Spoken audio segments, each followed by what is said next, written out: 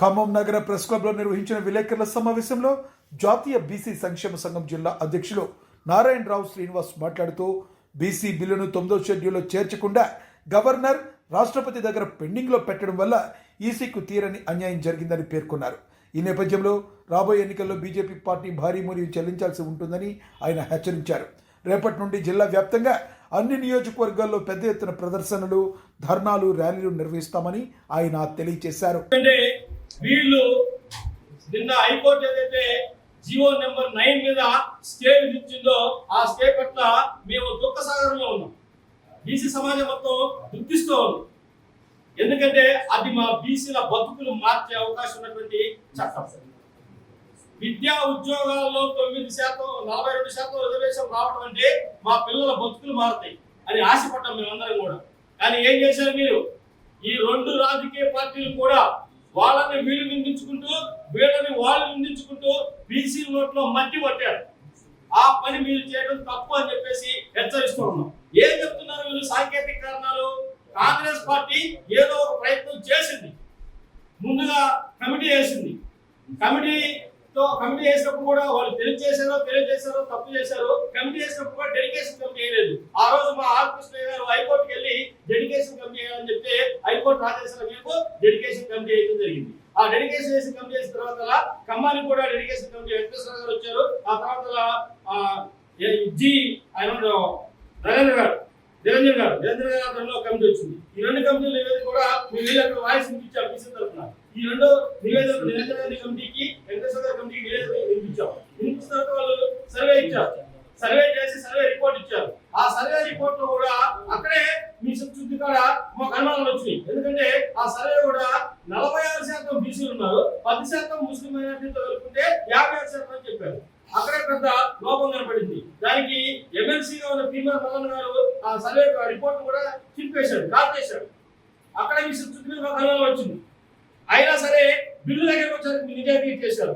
ఇటు ఉభయ సభలో, అసెంబ్లీలో, శాసనమండలిలో బిల్లు పాస్ చేశారు. బిల్లు పాస్ చేసి ఢిల్లీ పంపించారు. ఇక్కడతో కాంగ్రెస్ ఆట అయిపోయింది. ఇక బీజేపీ ఆట మొదలైంది. అక్కడ నుంచి వాళ్ళు ఏం చేయాలి? బీజేపీ ఆట వాళ్ళు పోయి ఏం చేయాలి? దాన్ని ఆ బిల్లుని రాష్ట్రపతి ఆమోద ముద్ర పడాలి. ఆమోద ముద్ర పడిన తర్వాత అది మళ్ళీ పార్లమెంట్కి వచ్చి షెడ్యూల్ 9లో చేరాలంటే పని ఎవరు చేయాలి? కేంద్రంలో అధికార పార్టీ చేయాలి. బిల్లు 6 నెలలుగా ఆమోదం కాలేదు, రాష్ట్రపతి ముద్ర వేయలేదు, అక్కడే పెండింగ్ లో పెట్టారు.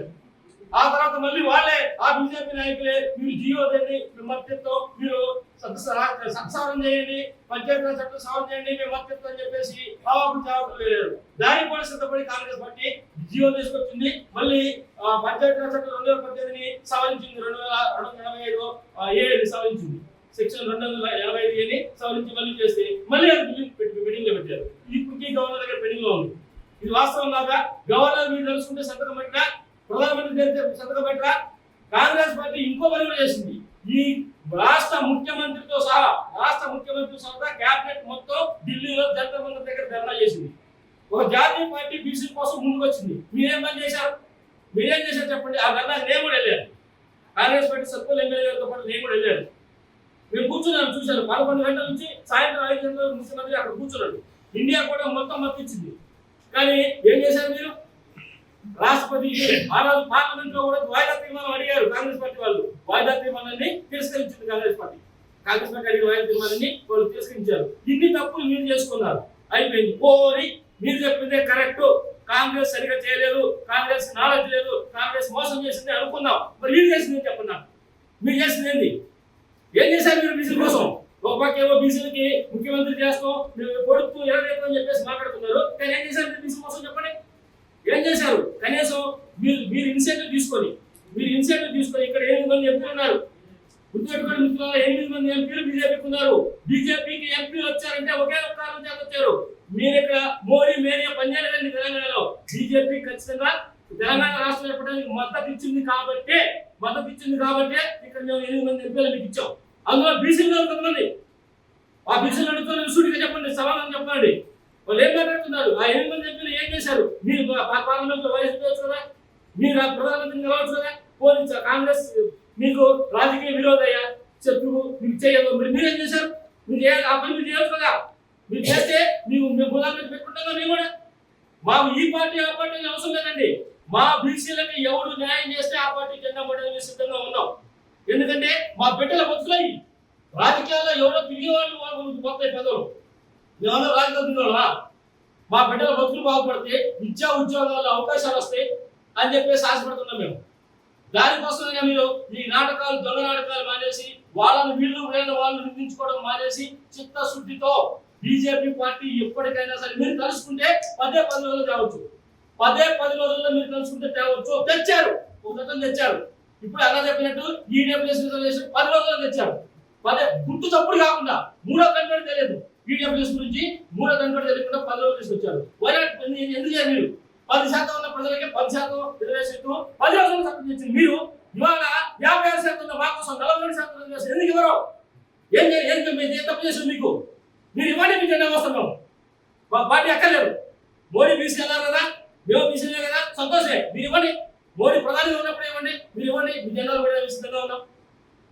మాకు రాజకీయాలు అక్కర్లేదు. మా బిడ్డల భక్తులు బాగుపడాలి, మా బిడ్డలు చదువులు రావాలి, మా బిడ్డలకు ఉద్యోగాలు రావాలి. అది మా బాధ. దయచేసి బీజేపీలో ఉన్నటువంటి, బీఆర్ఎస్ లో ఉన్నటువంటి పార్టీలో ఉన్నటువంటి ప్రతి బీసీ నాయకులు, కార్యకర్తలు మీ అధిష్టానం మీద ఒత్తిడి తీసుకురండి. మీరు నిలదీయండి.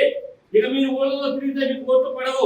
ఎందుకంటే 50% ఓట్లలో సగం ఓట్లు మనం చెప్పినట్టు నినాదాలు ఫలితాలు మారిపోతాయి. ఇవాళ ఫలితాలు మారడానికి 2%, 3% ఓట్లే ఫలితాలు మార్చండి. అలాంటి 50% ఉన్న సమూహం, మా సమూహంలో కనీసం 20%, 30% మేము మలిసేట్ చేసినా కానీ మీ రాజకీయంగా మీకు సమాధి కట్టినట్టు అవుతుంది. కాబట్టి ఈ విషయాన్ని దృష్టిలో పెట్టుకొని అన్ని పార్టీ జెండాలు పక్కన పెట్టేసి బీసీలకు న్యాయం చేయాల్సిందిగా కోరుకుంటూ సాగుతున్నాం.